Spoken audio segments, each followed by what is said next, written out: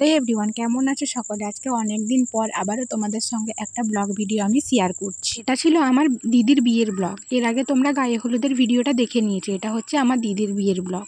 তো আমি দেখো এখানে রেডি হচ্ছিলাম। আমারও মেকআপ আর্টিস্ট এই তনিমা জানা। আর আমার বেশটা এখনও কমপ্লিট হয়নি, জাস্ট স্কিন প্রিপারেশনটা হয়েছে। তারপরে তোমরা সমস্ত কিছুটা দেখতে পাবে। আমি তোমাদের সঙ্গে সমস্ত কিছুটাই শেয়ার করার চেষ্টা করছি, কারণ দিদির বিয়ে মানেই তো জানো কত রকমের মাথার উপরে হেডেক থাকে। যতটা এনজয় করবো ভাবছিলাম ততটাই এনজয় করেছি, কিন্তু ভিডিওটা ঠিকঠাক করে করতে পারিনি। তো দেখো এখানে কিন্তু আমার বেস কমপ্লিট হয়ে যাচ্ছে আস্তে আস্তে শেষের পথে। তো এই দিদিটাই কিন্তু আমার দিদিকে মেকআপ করেছিল। আমার দিদিরও মেকআপটা দেখাবো কীরকম হয়েছে, আর আমারটা দেখো কীরকম লাগছে। আমি কিন্তু এখানে খুব সুন্দরভাবে একটা রিভিউ দিয়েছিলাম। তো আমার শাড়ি, আমার কস্টিউম, আমার গয়নাগাটি সমস্ত কিছুটা কীরকম লাগছে তোমরা কিন্তু কমেন্ট করে জানাবে, আর আমাকে কীরকম লাগছে সেটাও কমেন্ট করে। তারপর দেখো এটা হচ্ছে আমার দিদির ফাইনাল লুক। ওকে আমি এই মুকুটটা গিফট করেছিলাম, আর কীরকম লাগছে আমার দিদিকে সেটাও কমেন্ট করে বলো, আর আমাকে কীরকম লাগছে সেটাও কমেন্ট করে বলো। তো পরের দিকে খুবই মজা হয়েছিল, খুবই মজা করেছিলাম ব্যস্ততার মধ্যেও। আর এখন দেখো বর আসার সময়।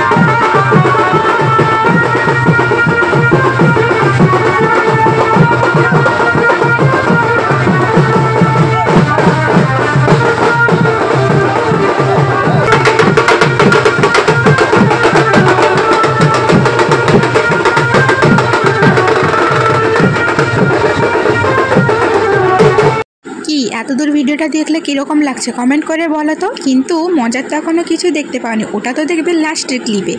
কথায় আছে না, বেশি বার বেরো না, এটাই হয়েছে ওই শরবতের ভিডিওটাতে। কেন হয়েছে শোনো তাহলে বলছি গল্পটা। শরবতের গ্লাসে কিন্তু একটাও ভালো কিছু ছিল না। আমি নিয়ে গিয়েছিলাম জামাইবাবুর জন্য, তার পাশে ছিল তার কিন্তু অনেক রকমের বন্ধু স্টাফ। তো বন্ধুদের একই রকম নিয়ম থাকে, বন্ধুকে তো হেল্প করবে। তো জামাইবাবুকে কিন্তু শরবতটা খেতে দেওয়া হয়নি, সবাই সবারটা নিয়ে নিয়েছিল। তো আমার শরবতের থিমটা ছিল হলুদের জল, লঙ্কার জল, নুনের জল, নিম পাতার জল, কালোমিক পাতার জল, আরও ছিল দুটো এক্সট্রা, তো বর্তমান মনে নেই। প্রত্যেকে নিয়েছে প্রত্যেকের গ্লাস। তারপরে তো খেয়েই একদম সেই হরবড় কাণ্ড।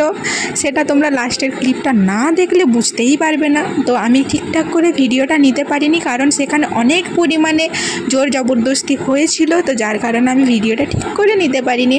তো সেটা তারপর দেখো এখানে শুরু হয়ে গেছে আমাদের শরবতের পর্ব। অনেকটাই লেট হয়ে গেছিলো আমার সাজুগুজু করতে করতে, ওই জন্য আমি শুধু শরবতের পাটটাই রেখেছিলাম। আর এখানে আমাকে হেল্প করছিল আমার দুটো বৌদি।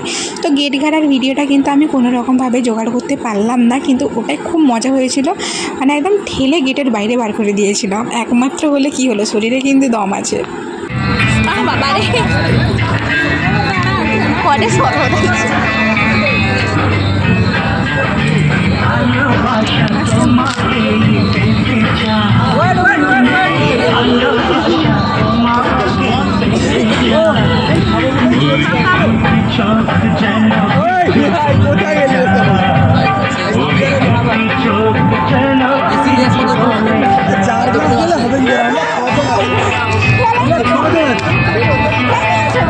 ছজন আছে।